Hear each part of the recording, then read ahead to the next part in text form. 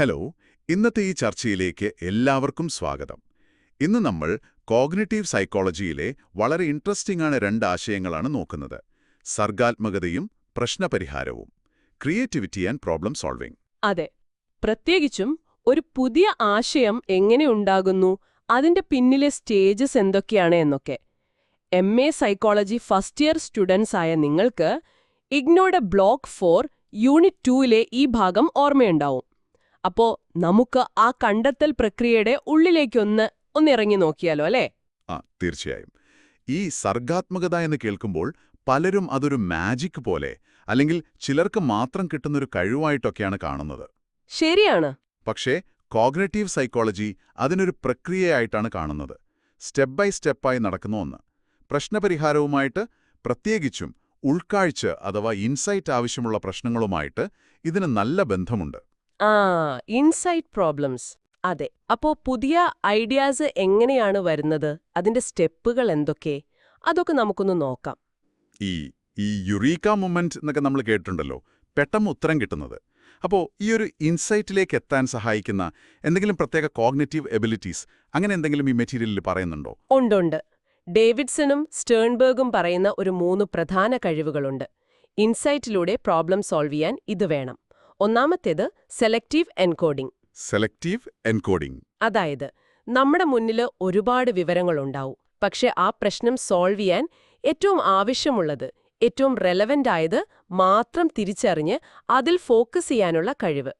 ചിലപ്പോൾ അപ്രധാനമെന്ന് തോന്നുന്നൊരു കാര്യത്തിലായിരിക്കും അതിന്റെ കീ ഇരിക്കുന്നത്. ഫ്ലെമിങ്ങിന്റെ പെൻസിലിൻ കണ്ടുപിടുത്തം ഒരു ഉദാഹരണമായി പറയാറുണ്ട്. ഓക്കെ, അപ്പോൾ ആവശ്യമുള്ളത് മാത്രം സെലക്ട് ചെയ്യുന്നു. രണ്ടാമത്തെ കഴിവ് എന്താണ്? അത് ഇതിൽ നിന്നെങ്ങനെ വ്യത്യാസപ്പെട്ടിരിക്കുന്നു? രണ്ടാമത്തത് സെലക്റ്റീവ് കോമ്പിനേഷൻ. അതെ, അതായത് പ്രശ്നം പരിഹരിക്കാനുള്ള കഷ്ണങ്ങള്, ആ വിവരങ്ങള് ഒരുപക്ഷെ നമ്മുടെ കയ്യിൽ കാണും, പക്ഷെ അതിനെ ഒരു പുതിയ രീതിയിൽ, ശരിയായ രീതിയിൽ കൂട്ടിയോജിപ്പിക്കുമ്പോഴാണ് ഉത്തരം കിട്ടുന്നത്. ഡാർവിൻ പരിണാമ സിദ്ധാന്തം ഉണ്ടാക്കിയത് അങ്ങനെയാണെന്ന് പറയാം. പലയിടത്തു നിന്നുള്ള ഒബ്സർവേഷൻസ്, മറ്റുള്ളവരുടെ കണ്ടെത്തലുകള്, അതൊക്കെ ഒരു പുതിയ രീതിയിൽ കമ്പൈൻ ചെയ്തു, അല്ലേ? ശരിയാണ്. നിലവിലുള്ള പീസസ് വെച്ച് പുതിയൊരു പാറ്റേൺ ഉണ്ടാക്കുന്നു. അത് തന്നെ. അപ്പോൾ മൂന്നാമത്തത് സെലക്റ്റീവ് കമ്പാരിസൺ ആവുമല്ലോ, അല്ലേ? മുൻപരിചയവുമായി ബന്ധപ്പെട്ട എന്തെങ്കിലും? അതെ, സെലക്റ്റീവ് കമ്പാരിസൺ. അതായത് പണ്ട് പഠിച്ച കാര്യങ്ങള് അല്ലെങ്കിൽ മുൻപുള്ള അനുഭവങ്ങള്, അതിനെയൊക്കെ ഇപ്പോഴത്തെ പ്രശ്നവുമായിട്ട് ഒരു പുതിയ രീതിയിൽ, ചിലപ്പോൾ അപ്രതീക്ഷിതമായ രീതിയിൽ താരതമ്യം ചെയ്യാനുള്ള കഴിവ്. ആ ഒരു രൂപകത്തെ അന്നത്തെ കെമിക്കൽ നോളജുമായിട്ട് കമ്പയർ ചെയ്തപ്പോഴാണ് ആ റിംഗ് സ്ട്രക്ചർ എന്ന ഐഡിയ കിട്ടിയത്. ഇൻട്രസ്റ്റിംഗ്. അതായത് പഴയ അറിവിനെ പുതിയൊരു കണ്ണിലൂടെ കാണുന്നു. അതെ. അപ്പോൾ ഈ കഴിവുകളൊക്കെ ഇങ്ങനെ പ്രവർത്തിക്കുന്നു എന്ന് വെച്ചാൽ ഈ കണ്ടെത്തൽ പ്രോസസ്സിനൊരു ഓർഡർ അല്ലെങ്കിൽ ഒരു സ്റ്റേജസ് ഒക്കെ ഉണ്ടോ? ഉണ്ട്.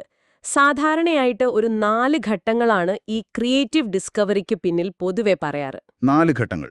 ഓക്കെ. ഒന്നാമത്തത് തയ്യാറെടുപ്പ്, അതായത് പ്രിപ്പറേഷൻ. ഈ സ്റ്റേജിലാണ് നമ്മൾ പ്രശ്നം എന്താണെന്ന് മനസ്സിലാക്കുന്നത്, അതുമായി ബന്ധപ്പെട്ട വിവരങ്ങളൊക്കെ ശേഖരിക്കുന്നത്, പല വഴികളും ആലോചിക്കുന്നത്. നല്ല എഫേർട്ട് എടുക്കുന്നൊരു സ്റ്റേജാണ്. റിസർച്ചിന്റെ തുടക്കം പോലെ തന്നെ ഒരുപാട് വായിക്കുകയും ഡാറ്റ കളക്ട് ചെയ്യുകയും ചെയ്യുന്ന സമയം. അതെ, അത് തന്നെ. രണ്ടാമത്തെ സ്റ്റേജാണ് ഇൻക്യുബേഷൻ. ഇതാണ് കുറച്ച് മിസ്റ്റീരിയസ് ആയിട്ടുള്ള സ്റ്റേജ്. നമ്മൾ ആ പ്രശ്നത്തെക്കുറിച്ച് ബോധപൂർവം ചിന്തിക്കാതെ ഒന്ന് മാറ്റിവെക്കുന്ന സമയം. പുറമേ നോക്കുമ്പോൾ ഒന്നും നടക്കുന്നില്ലെന്ന് തോന്നും. പക്ഷെ നമ്മുടെ അബോധ മനസ്സിൽ, സബ് കോൺഷ്യസ് ലെവലില് ചിലപ്പോൾ അതുമായി ബന്ധപ്പെട്ട ചിന്തകൾ നടക്കുന്നുണ്ടാവാം, അല്ലെങ്കിൽ ഒരു പുതിയ കണക്ഷൻ കിട്ടാൻ വെയിറ്റ് ചെയ്യുന്ന പോലെ. ഈ ഇൻക്യുബേഷൻ സ്റ്റേജിലെ അബോധ മനസ്സ് വർക്ക് ചെയ്യുന്നു എന്ന് പറയുന്നത് രസമുണ്ട്. നമ്മളൊക്കെ ഒരു പ്രശ്നത്തിൽ സ്റ്റക്കാവുമ്പോൾ ഒന്ന് ബ്രേക്ക് എടുക്കാമെന്ന് പറയില്ലേ? ഒരുപക്ഷെ അപ്പോൾ ഇതായിരിക്കാം നടക്കുന്നത്. സാധ്യതയുണ്ട്. അങ്ങനെയാണ് പലരും പറയുന്നത്. ആ ഒരു മാറ്റിവെക്കൽ ചിലപ്പോൾ പുതിയൊരു പേഴ്സ്പെക്റ്റീവ് തരും. അതിനുശേഷമാണ് മൂന്നാമത്തെ ഘട്ടം. അതാണ് ഇൻസൈറ്റ് അല്ലെങ്കിൽ ഇല്ലുമിനേഷൻ.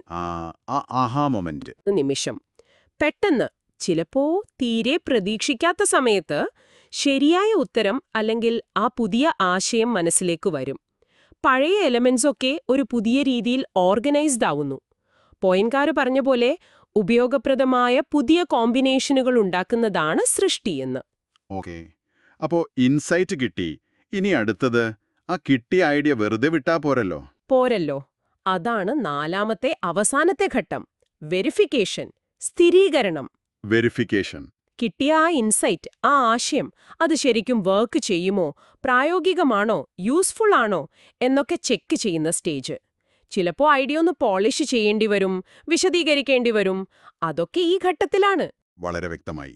അപ്പോ ചുരുക്കി പറഞ്ഞാൽ ഈ ക്രിയേറ്റിവിറ്റി, ഈ കണ്ടെത്തലുകൾ എന്നൊക്കെ പറയുന്നത് വെറുതെ ഇരിക്കുമ്പോൾ കിട്ടുന്ന ഒന്നല്ല. അതിനു പിന്നിൽ ഈ പറഞ്ഞ പോലെ പ്രിപ്പറേഷൻ, ഇൻകുബേഷൻ, ഇൻസൈറ്റ്, വെരിഫിക്കേഷൻ എന്ന സ്റ്റേജസും സെലക്റ്റീവ് എൻകോഡിംഗ്, കോമ്പിനേഷൻ, കമ്പാരിസൺ പോലുള്ള കഴിവുകളുമൊക്കെ ഉണ്ട്. തീർച്ചയായും. അപ്പോ എന്താണ് ഈ പ്രോസസ്സിനെ ഡ്രൈവ് ചെയ്യുന്നത്?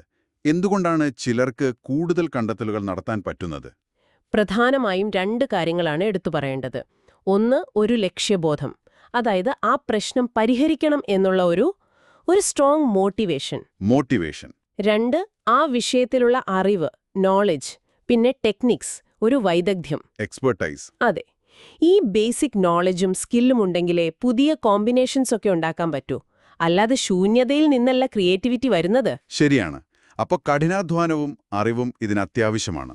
വളരെ അത്യാവശ്യമാണ്. അപ്പോ നമ്മളിത് കേൾക്കുന്ന MA സൈക്കോളജി വിദ്യാർത്ഥികൾക്ക് ഈ സ്റ്റേജസിനെക്കുറിച്ചും എബിലിറ്റീസിനെക്കുറിച്ചുമൊക്കെയുള്ള അറിവ് എങ്ങനെയാണ് ഹെൽപ്പ് ചെയ്യുക? ഇത് പല രീതിയിൽ ഉപകാരപ്പെടും. ഒന്ന്, സ്വന്തം പഠനത്തിലോ റിസർച്ചിലോ ഒരു പ്രശ്നം വരുമ്പോ, നമ്മൾ സ്റ്റക്കായി നിൽക്കുമ്പോൾ ഏത് സ്റ്റേജിലാണ് നമ്മൾ നിൽക്കുന്നത് എന്ന് തിരിച്ചറിയാൻ പറ്റും. ചിലപ്പോ കൂടുതൽ പ്രിപ്പയർ ചെയ്യേണ്ടി വരും, അല്ലെങ്കിൽ ചിലപ്പോ ഒന്ന് ബ്രേക്ക് എടുത്ത് ഇൻക്യുബേഷന് സമയം കൊടുക്കേണ്ടി വരും. ശരിയാണ്. ആ പ്രോസസ്സിനെ ഒന്ന് മനസ്സിലാക്കാൻ സഹായിക്കും. അതെ. അതുപോലെ മറ്റുള്ളവരുടെ ക്രിയേറ്റീവ് പ്രോസസ്സ് മനസ്സിലാക്കാനും ഒരുപക്ഷേ അതിനെ പ്രോത്സാഹിപ്പിക്കാനുമൊക്കെ ഇത് സഹായിക്കും. ക്രിയേറ്റിവിറ്റി പഠിക്കാൻ പറ്റുന്ന, ഡെവലപ്പ് ചെയ്യാൻ പറ്റുന്ന ഒന്നാണെന്നുള്ളൊരു കാഴ്ചപ്പാട് കിട്ടും. തീർച്ചയായും. ആ ഒരു ചിട്ടയായ സമീപനം ഇതിനുണ്ടെന്ന് മനസ്സിലാക്കുമ്പോൾ അതൊരു മിസ്റ്ററി അല്ലാതാവുന്നു. അതെ. നമ്മൾ അവസാനിപ്പിക്കുന്നതിനു മുമ്പ് ഒരു കാര്യം കൂടി. ഈ ഇൻക്യുബേഷൻ സ്റ്റേജിൽ അബോധമനസ്സിന് പങ്കുണ്ടെന്ന് പറഞ്ഞല്ലോ. നമ്മൾ കോൺഷ്യസായി ചിന്തിക്കാതിരിക്കുമ്പോൾ എങ്ങനെയാണ് ഈ പ്രോബ്ലം സോൾവിംഗ് നടക്കുന്നത്? ആ അണ്ടർ ദ സർഫസ് പ്രോസസ് അത് കൂടുതൽ പഠിക്കേണ്ട ഒരു ഏരിയ തന്നെയല്ലേ? തീർച്ചയായും. അത് കോഗ്നിറ്റീവ് സൈക്കോളജിയിലെ തന്നെ വളരെ ആഴത്തിൽ പഠനങ്ങൾ നടക്കുന്നൊരു വിഷയമാണ്. ആ അബോധ മനസ്സിന്റെ പ്രവർത്തനം, സ്വപ്നങ്ങളുടെ പങ്ക്, റാൻഡം ചിന്തകൾ എങ്ങനെ കണക്റ്റാകുന്നു, ഇതൊക്കെ ഇനിയും ഒരുപാട് അറിയാനുള്ള കാര്യങ്ങളാണ്. അത് നമുക്ക് മറ്റൊരു ചർച്ചയ്ക്കുള്ള വിഷയമാണ്. ശരിയാണ്. അപ്പോൾ ഇന്നത്തെ ഈ ചർച്ചയിൽ സർഗാത്മക കണ്ടെത്തലുകളുടെ ഘട്ടങ്ങളെക്കുറിച്ച് നമ്മൾ സംസാരിച്ചു. നിങ്ങൾക്കിത് ഉപകാരപ്രദമായി എന്ന് കരുതുന്നു. നന്ദി.